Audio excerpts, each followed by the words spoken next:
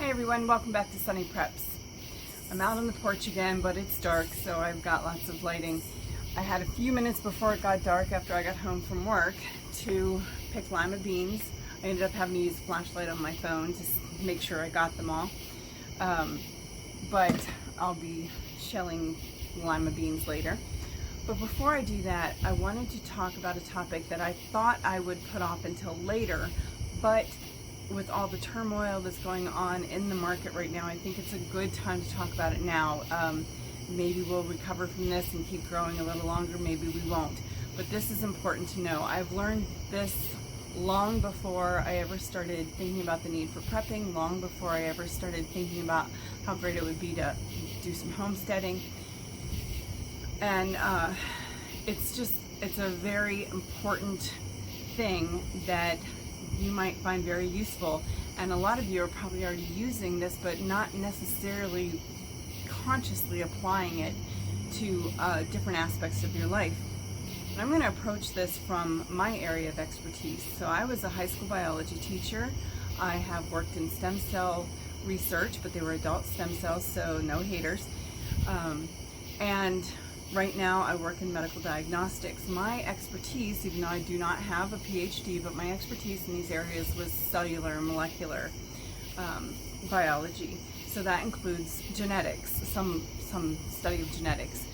And even as a biology teacher, when I was teaching about population influx and immigration and populations surviving changes to their environment, one of the greatest indicators of a population's ability to survive major changes to their environment, whether it's predator pressure or changes in the climate that would allow, cause them to have a different food source or whatever, need to be warmer during the winter.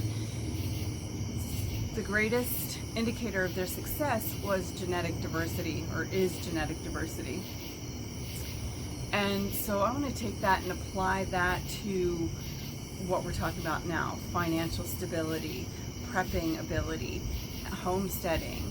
And a lot of homesteaders probably already know a lot of this without maybe really consciously calling it that. You know that you need genetic diversity in your herds and flocks. You need diversity of different kinds of animals. Chickens are good for one thing, guineas are good for another, ducks are good for another. When you grow a garden, you might have a couple different varieties of beans because one is better in cold weather, one's better in hot, dry weather.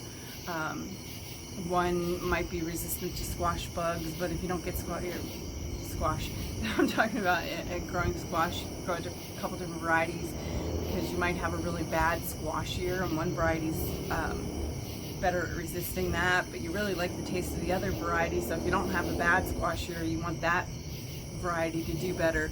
So growing different varieties is wise because you can address a wider range of possibilities for your garden, unknowns that might happen. So the same is true in our financial lives. I think the first person I heard talk about this was Robert Kiyosaki, and he talked about everyone should have 5 or 6 different streams of income. And of course you can't have 5 or 6 jobs, that's just not feasible. So mostly he was talking about passive income. You have your job and that's one stream of income. Maybe if you're a married couple, you have 2 jobs, you've each got a job. Maybe you've each got jobs and have moonlighting. Fine, but you can also, he talked some about investing. Of course, right now I'm staying out of the stock market completely, so I am not a financial advisor and I will not give anybody financial advice, but I would love to be able to take my 401k out, but I can't as long as I work for the company that I work for. But, very careful, wise, educated investing in the stock market can be one stream of income. Private lending to people who flip houses or that want to rent houses, that's another good stream of income. supporting, being an angel, what do they call it, an angel investor in a new business. So you're not really in the stock market. It might be your nephew is starting a new business, and you loan him money at a certain payback, or if you, a certain interest rate, or you could invest in his business. If you really believe in him and his idea, then you can invest in the business. And plane going by, I'm not that close to the airport, but you can invest in his business and then get a return based on your investment. And of course, in that case, if he fails, then you might lose the money. So you just be careful with that kind of thing. But so these are different streams of income that could happen. Now, I think that we need to explore all the varieties of streams of income. So on a homestead, let's say, some people sell their goat's milk, extra goat's milk. Some people sell extra cow's milk. Some people raise a pig for something that belongs to somebody else. They get paid to raise it, and then at the end of the year, that person takes that pig after it's been butchered. Some people sell, parts of their cows, a half a cow or a quarter of a cow when it's being butchered, or they sell eggs, or they sell produce at a farmer's market. Like Living Traditions does that. They go to the farmer's market and they sell stuff, and the Fit Farmer takes baskets of produce orders to restaurants, and I believe even to civilians in his area, that they order certain things each week, and he takes them a box or basket and delivers what they've ordered. And these are all great streams of income. And I haven't heard anybody talk about it, but I'm sure people do it. Some of the canning that you do, if you're canning tomato sauce or pasta or jams and jellies or whatever you're doing, you can sell those at the farmer's market as well, or you can sell them at craft shows or different events. Jen Stivers has given lots of videos recently on how to make salves and tinctures and special teas from things that she's actually grown in her garden, and that would be a great thing to sell if you were able to make those. And so these are streams of income that you can make ahead of time. I especially like the ones that you can make way ahead of time, and they'll be good until you can get around and going to a fair or a special event, so you don't have to spend every weekend at a farmer's market, but whatever works for you is good. So those are the kinds of things that, if and you don't have to live on a homestead. If you just buy massive amounts of berries and make, this fantastic jam, then as long as you're making enough money to pay for your time and your berries, then you can do that too. Crafts. Some people are very crafty, and they can make crafts throughout the winter. After you get home from work, you have dinner, and then sort of sit in front of the TV, and you've got plenty of time. You knit, you can sew, you can do whatever crafty little things. One of the things I was thinking of is people might make Christmas ornaments, and you can make Christmas ornaments all year and then have a huge inventory to sell once the Christmas bazaars start in October. You can even make several different designs and take them to a Christmas in July and see what's popular, and then spend the rest of the year really focusing on those really popular items. So these are all things that you can do to increase your income stream. Now, another important thing to be diverse with is your skill. If you only have one marketable skill, change that. Have more. Whether it's cutting up trees and chopping firewood, that's a skill. I'm not long ago, well, it was a few years ago now, I paid some guy $75, I think it was, to bring a truckload of wood because bad weather was moving in and everyone was expecting the power to be out for like a week or so. Turns out lucky, nothing happened, but we were expecting it to happen. So if you can sell firewood, even the little bundles at the grocery store, they sell those for $5. Now, I don't know how much. I imagine the store bought them for $2.50, but if you live on an acreage where you're clearing trees, the trees fall down anyway, and you just cut them up and let them dry for a year or two, how much work did it take to get that one little bundle of wood? And if you can make $2.50 off of each of one of those bundles, it's a deal. There are things that can be done on the internet. Bookkeeping, I don't know if you know how to do taxes. You can do people's taxes. So increase your skills and diversify. Learn to weld, learn to fix cars, learn to learn first aid. And you might not actually be able to get a job with some of those things, but they'll be useful skills to have, whether you're trying to have your own homestead or just keep your own car running when you can't afford to have somebody else working on your car. Learn to can, learn to garden, increase your skills, diversify your skills. And then we need to diversify our investments, or the way we store our wealth. So maybe you can have some money in the bank that you use to pay your bills on a regular basis. I think it's a really good idea to have some cash outside the bank, because when there is a big crash or a crisis in the banking system, the banks have the ability to shut their doors.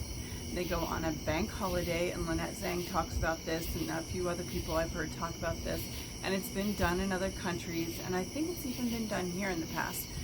But a bank can just shut its doors and not do business for a week, not have its ATMs working for a week.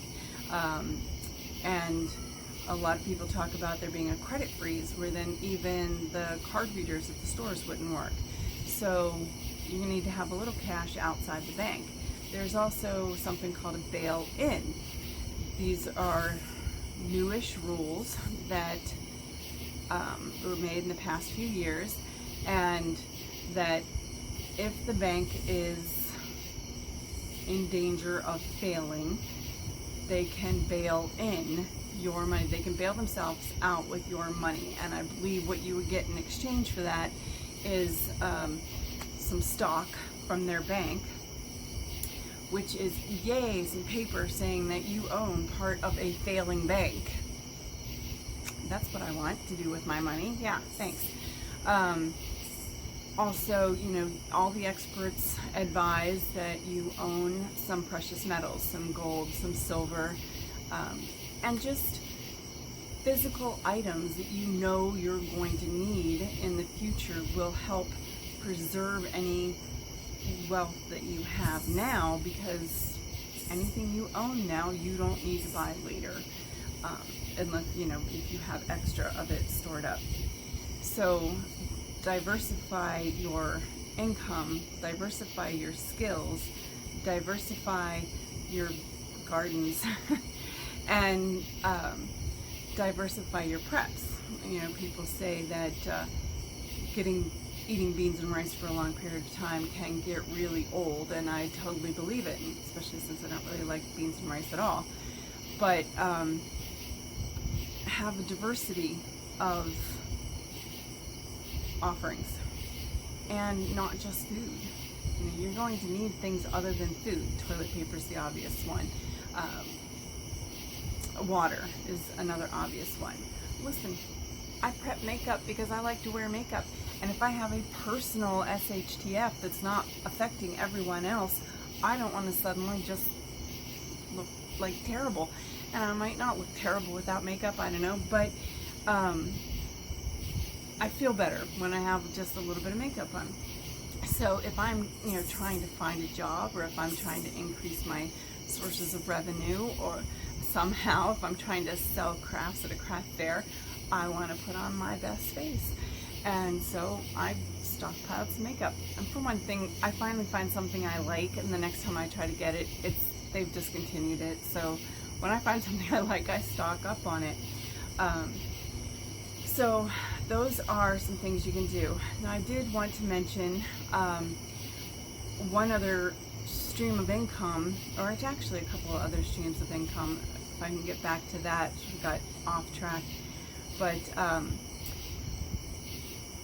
I'm a writer, so I haven't made any money at writing yet, but I'm working on a couple different books, and I would love to have more time to work on that. So hopefully sometime I'll be able to leave my full-time job and have more time to write. But people write for, do freelance writing all the time. They write for magazines, they write for blog posts, they write for different, not full books, but they write for different publications. And you can get paid a little bit for that. I think Jess at Roots and Refuge does some freelance writing, and that's fantastic. I've read at least one thing that she shared on Facebook, and it was beautiful. It was really beautiful, very well done. If you are a songwriter, that you've never actually cracked those songs out and shown them to the public, but you have a heart for doing that, then share them with some people that are musical and that might take them and do something with them. And maybe you'll make money, maybe you won't. Maybe your song will just inspire somebody, for whatever they need at that moment. Another thing is just start a YouTube channel. It takes a lot of work, it takes a lot of time, but eventually they start paying for themselves. But literally, if you don't feel like you have something to share, because I think most of the people in the community, of either the prepper community, the homesteading community, they're doing it to create community, to meet people, to share information, and any income that comes from it is secondary, and it's just an extra blessing. However, there was a video that came across my feed the other day, and it was just some guy had videotaped his puppies for a while. He had the mother dog and the puppies, and he videotapes them, must be on a daily basis, and just puts these goofy little captions down at the bottom. I mean, just goofy captions. And he had over 500,000 views in 3 weeks. And there was nothing special about what the puppies were doing. I mean, obviously they're cute, they're puppies. But, so that had to be making a lot of money for him.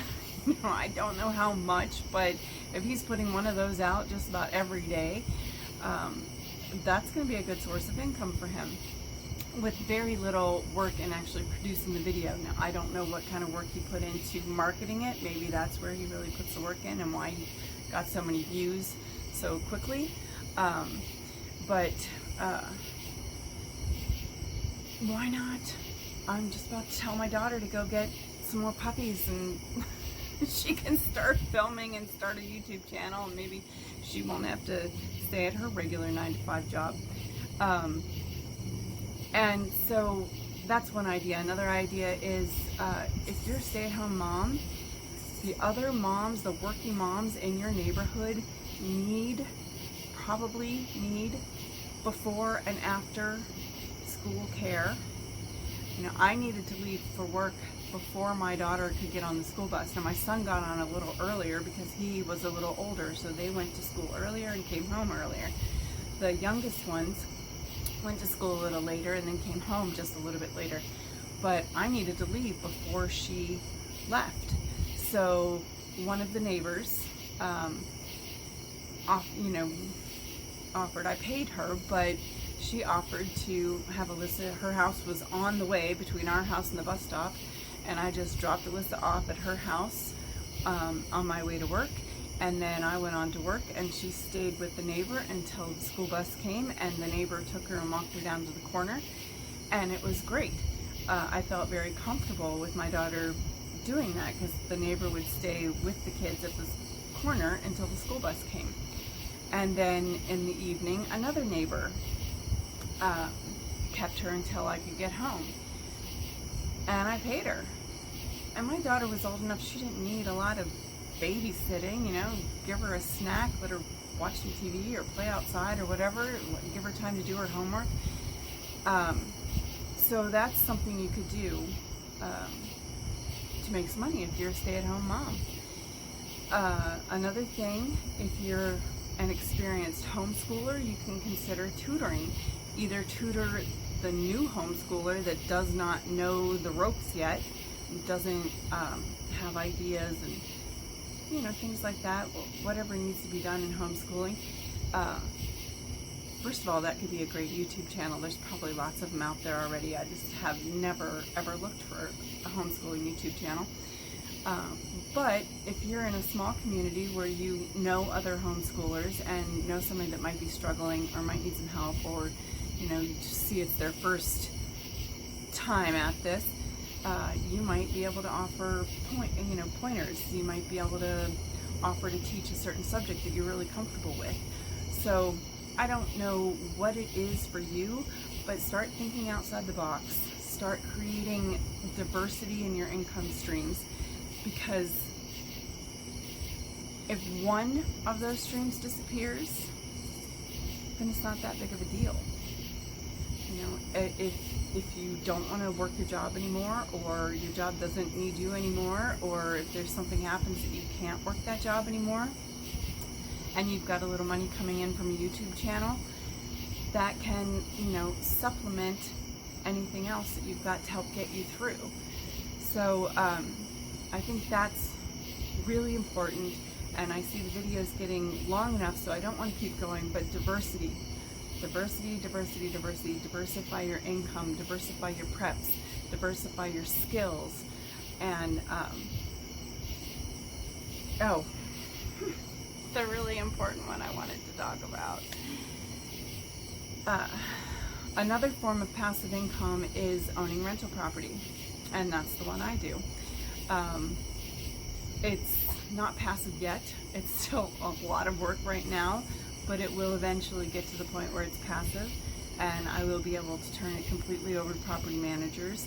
And I can share with you in my next video how I went from a single mom living literally paycheck to paycheck, couldn't get by, you know, without the child support for the kids and, you know, a little help from my dad, and now I own rental property. So that will be the next video on helping people diversify, because everybody can do parts of what I did. Well, everybody can do anything I did. I have absolutely no special skills on business at all. Nada. But if you don't want to own rental property, there's still some things I did that might help you out. So that'll be the next video. So until then, no matter what's going on in the stock market, my daughter just let Bella out. Bella says hi. No matter what's going on in the stock market, remember that a rainy day is no match for a sunny disposition. Don't forget to like, subscribe, hit the notification bell, and I will talk to you later. Bye.